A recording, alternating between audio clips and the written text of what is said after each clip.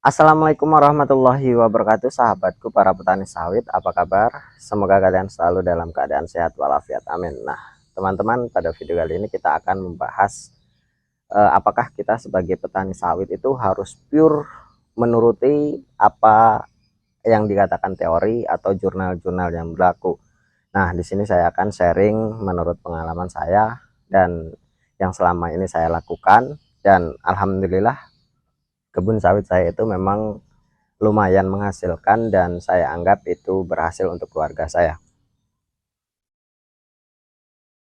Jadi teman-teman, memang menuruti teori itu bagus, namun tidak semua teori itu dapat kita laksanakan. Tentunya kita sebagai petani kecil ya banyaklah kendalanya. Tentunya salah satunya adalah faktor yang paling menekan kita, yaitu faktor biaya ya.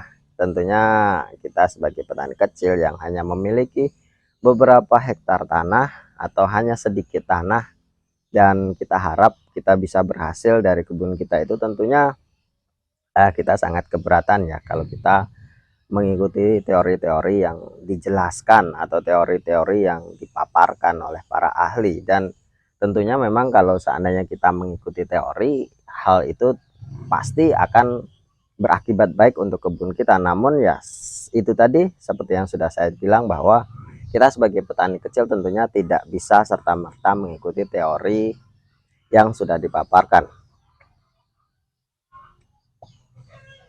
Nah teman-teman, ada beberapa hal teori yang harus kita ikuti, wajib kita ikuti, namun ada beberapa hal juga teori yang tidak perlu kita ikuti. Nah, teori yang harus kita ikuti sebagai petani sawit itu apa teman-teman? Yang pertama adalah masalah jarak tanam. Nah, jarak tanam ini jangan sampai kita tidak mengikuti teori-teori yang ada teman-teman, karena jarak tanam ini adalah sesuatu hal yang tidak bisa kita rubah ketika kita sudah melakukannya. Dan ketika kita salah menerapkan jarak tanam, maka hasilnya ya akan kita rasakan dalam jangka waktu yang lama. Tentunya ketika memang kita sudah salah jarak tanam, terus perhitungan kita itu salah dan miss perhitungan, tentunya tidak berimbang dengan apa yang kita usahakan, dengan apa yang kita hasilkan. Dan banyak sekali contoh teman-teman yang menggunakan jarak tanam ideal ternyata lebih berhasil daripada kita, dan itu tentunya akan membuat kita menyesal di kemudian hari. Jadi masalah jarak tanam teman-teman, usahakan gunakanlah jarak tanam yang paling ideal, yang kalian hitung itu bisa menguntungkan kalian, seperti itu. Jadi jangan terlalu rapat, juga jangan terlalu jarang. Kalau memang sudah direkomendasikan jarak tanam yang ideal, lakukanlah jarak tanam yang ideal. Dan teori yang bisa kita abaikan apa teman-teman ya, seperti masalah perawatan, masalah pemupukan. Tentunya yang salah satu faktor terbesar yang mengeluarkan biaya adalah biaya pemupukan. Nah, apakah ini kita harus mengikuti teori atau jurnal-jurnal yang berlaku? Tentunya tidak teman-teman, karena yang sudah saya lakukan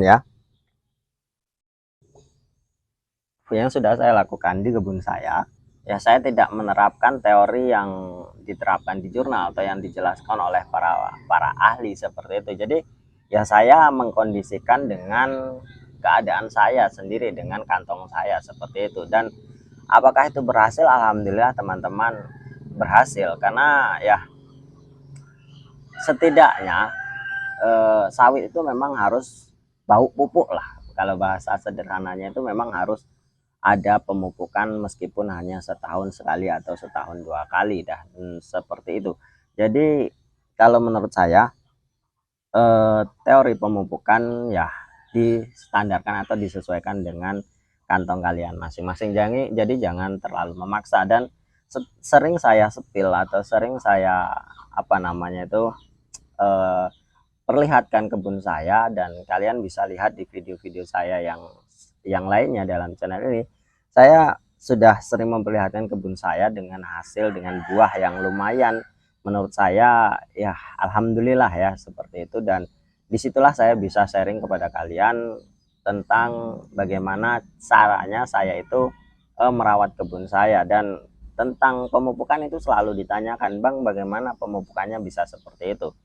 Dan tentunya teman-teman, pemupukan yang saya lakukan ya seperti sudah saya jelaskan bahwa saya sesuai kantong saya, dan dalam 1 hektar itu per satu periodiknya itu saya hanya menggunakan 1 karung saja. Jadi kalau 1 hektar isinya yang punya saya itu 133 batang ya. Jadi saya gunakan 50 kg per satu jenis pupuk, itu saya pukul rata. Jadi sampai umur sekarang sawit saya umur 3 tahunan itu saya masih menggunakan dosis seperti itu.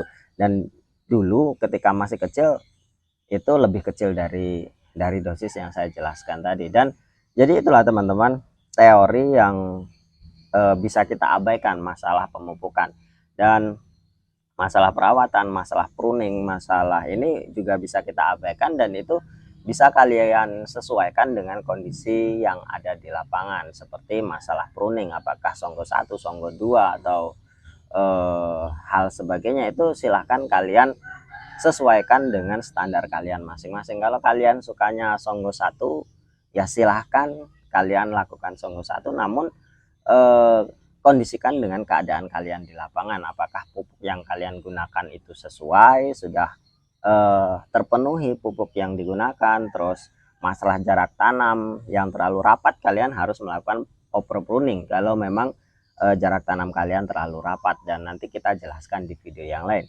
Dan masalah hal lain seperti kastrasi dan ya satu lagi teman-teman, masalah kastrasi itu jangan pernah diabaikan ya. Itu hal yang lumayan penting menurut saya, karena ketika kita tidak melakukan kastrasi, maka banyak sekali kerugian-kerugian yang akan kita dapatkan ketika sawit itu sudah mulai berproduksi. Jadi usahakan kalian pelajari tentang kastrasi, dan itu tidak bisa diabaikan, dan hal tersebut memang sangat berpengaruh untuk kebun atau pohon kelapa sawit kita. Mungkin itulah beberapa teori yang wajib kita laksanakan, terus beberapa teori yang wajib kita abaikan. Oh ya, satu lagi tentang masalah perawatan pembersihan kebun ya.